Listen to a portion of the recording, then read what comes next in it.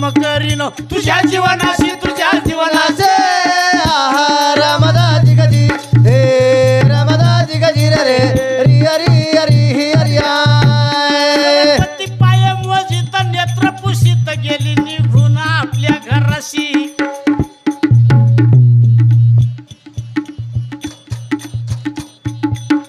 बाळ तानुले कडव घेऊन नाथ मच्छिंदर गेले तीर्थाशी गेले तीर्थाशी रामदाजी गजी हे रामदाजी गजी रे रि हरी हरी हरिया पा मंडळी दुसऱ्या नाथाचा जन्म झाला अरुण टेलर साहेब पहिला मच्छिंद्र जन्माला आला आणि दुसरा गोरक्ष जन्माला आला त्या गौरीवरती ती मूर्त ठेवली काढून मच्छिंद्रनाथाने उकोडा खाणला त्या उकोड्यावरती ठेवलं आणि म्हणून त्याचं नाव गौरीवर ठेवला म्हणून त्याचं नाव गोरक्ष मच्छीच्या अंड्यातून जन्माला आला त्याचं नाव मच्छिंद्र आणि अशा हा ग्रंथ बोलतो ज्या सरस्वतीला जर कळलं असतं मच्छिंद्रनाथाने राग दिलेली आहे हिच्यापासून आपला सोन्याचा संसार होईल तिनं ती उकुड्यात टाकली नसती माळोदकर उकुड्यात टाकली पुन्हा मन गुतलं नाथाने सांगितलं आता जर पुन्हा या बाळाची अपेक्षा करशील तर तुला शाप देऊन भस्म केल्याशिवाय राहणार नाही बिचारी पायी पायी निघून गेली काही घेता नाही आलं काही घेता नाही आलं आणि म्हणून कलगीनं कधी तुऱ्याच्या नादी लागायचं नाही रामदास गुंडाचे खडे बोले कलगीनं कधी तुऱ्याच्या नादी लागायचं नाही ही कलगी अर्धवटच झोपी गेली म्हणूनच तिला पूर्ण ज्ञान नाही तुम्ही काही जरी म्हटले तरी शास्त्र सांगत रामदास गुण सांगत नाही नव्या अध्यायाचे कथन करील श्रावण पुत्र होतील त्याच्या वंशाशी अशी गोरक्षाची वाणी ठेवली लिहून कथा पुराणाशी रामदाजी गजी हे रामदाजी गजी रे रि हरी हरी हरिया म्हणून प्रश्न कवीला गहन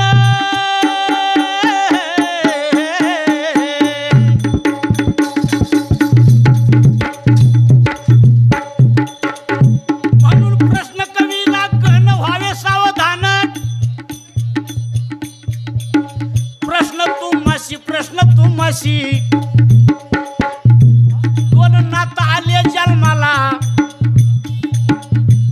दोन नाथ आले जन्माला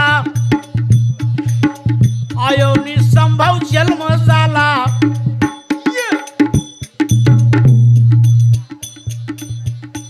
कोणी बीज दिले व त्याला बोला सहबेशी रामदाजी गजी हे रामदाजी गजी रे रि हरी हरी हरिया माझा एक प्रश्न आहे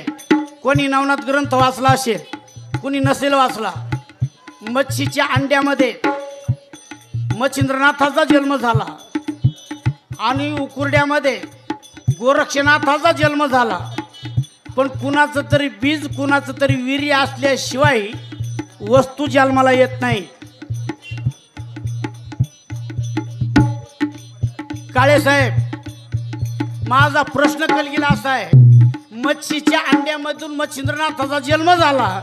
पण कोणाचं तरी वीर्य असल्याशिवाय जन्म होत नाही त्याला काय म्हणतात बीज म्हणते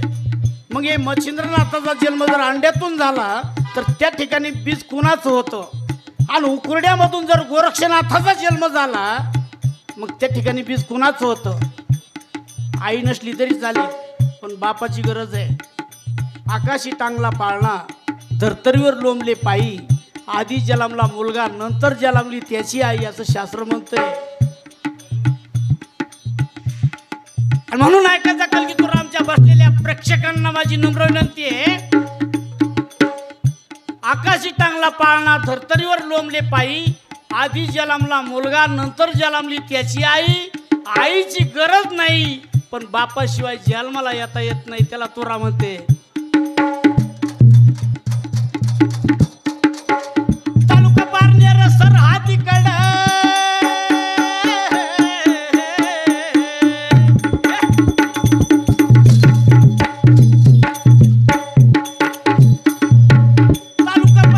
सरहद्दीकडे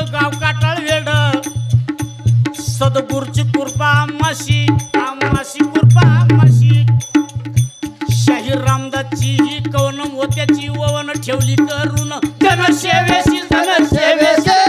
आहा रामदाजी गजी हे रामदाजी गजी रे रि हरी हरी हरिया रामदासची ही कवन मोत्याची ववन ठेवली करून जनसेवेशी सेवेचे आहा रामदाजी गजी हे रामदाजी गजी रे रि हरी हरी हरिया माझा समोरच्या पार्टीला प्रश्न आहे बीज असल्याशिवाय जन्माला येता येत नाही आणि मग नवनाथ जी आहे एक मच्छीच्या अंड्यातून जन्माला आला एक उकुड्यातून जन्माला आला पण यांना जन्म घेण्यासाठी खरं वीर्य कुणाचं होतं